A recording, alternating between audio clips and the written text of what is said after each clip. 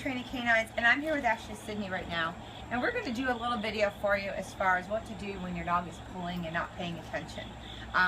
That's very, very common, especially at this age, you know, 4 to 6 months, even sometimes 6 months to 8 months, because the dogs are just kind of like, hey, I need to go out, I want to explore, I want to do whatever I want to do.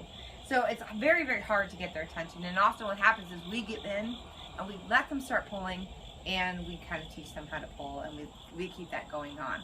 So what you have to do is you have to kind of work on this in short spurts. Not worry about, oh, I want to walk my dog, you know, for 3 miles, I want to walk around the neighborhood, I want to do. All that will come, but you need to start very small, very baby steps, right from the start, and work with the dog so the dog realizes, hey, this is what's acceptable. The better I do, the longer I get to go. And once again, you need to remember that walking a dog, especially during the first like 18 months of the dog, it only should be 5 minutes per month that they are old.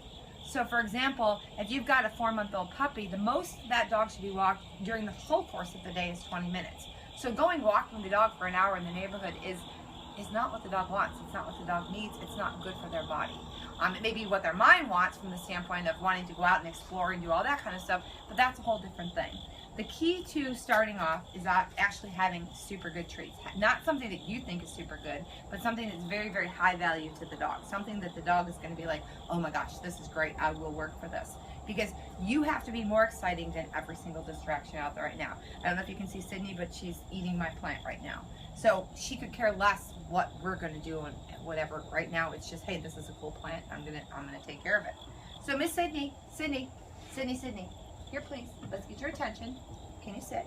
And Sydney is very environmentally focused.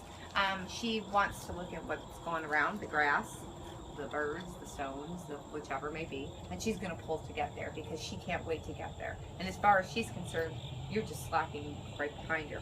So what I have is I have a little bit of chicken hot dogs, but I actually took some of their canned food and kind of mixed it a little bit, so it's a little bit messier right now. But what our goal is we're going to try to walk around. I'm going to show you how to keep the dog with you and their focus and attention on you. This is all we're going to do. This is all we're going to do is do this for a couple days, get her used to it, and then we'll take it a little step further. So Cindy, follow me, please. So I don't care which side the dog walks on, but I want her walking at my side for this. Come on back. Sydney, good girl. Good girl. And I just have a little bit on my fingers, so I keep bringing her back and reminding her, you know, hey, this is what we want to do. So as I walk around the circle, kind of watch how I do this, how I keep her close. Good sit. See, if you can tell right now, this is a super high value treat that she doesn't usually get. And maybe you just get a treat for just doing this that is not a treat that she gets at any other time. That would be a really, really great idea. So then she's going to look forward to the fact that, you know, that's what it is. All right, baby, let's go. Follow me, please. Sit, sit, sit, sit. Thank you. Good girl. Sit, follow me.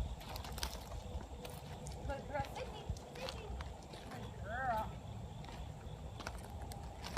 With me, Sydney. Sydney, Sydney, Sydney. Follow me.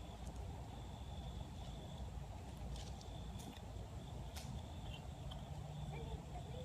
Good girl. Loose leash, Sydney. Sydney, loose leash. That's a type. Very good. Very good girl. Come on, Sid. Sit, sit, sit. You didn't drop it. Sydney. Good girl. Good girl. So basically what I'm trying to do also is I'm letting her know this is a loose leash, that's what I want. This is a tight leash, that's not what I want. When the leash is tight is when I can stop. A lot of people say, oh, stop, go the other way, do all these kind of things. Just call them back to here. Get them back walking again. Say, for example, if they're going and they're pulling a little bit, I'm going to say, let's go this way. If I can get her to pull forward, she's just in my hand right now. But for example, if you're walking forward like this with your dog, Sydney, Sydney, Sydney, Sydney. She's walking this way, and I want to bring her back. I can simply walk around, go back in a circle, and go back around again. So I brought her back to me. I just basically went around and went back.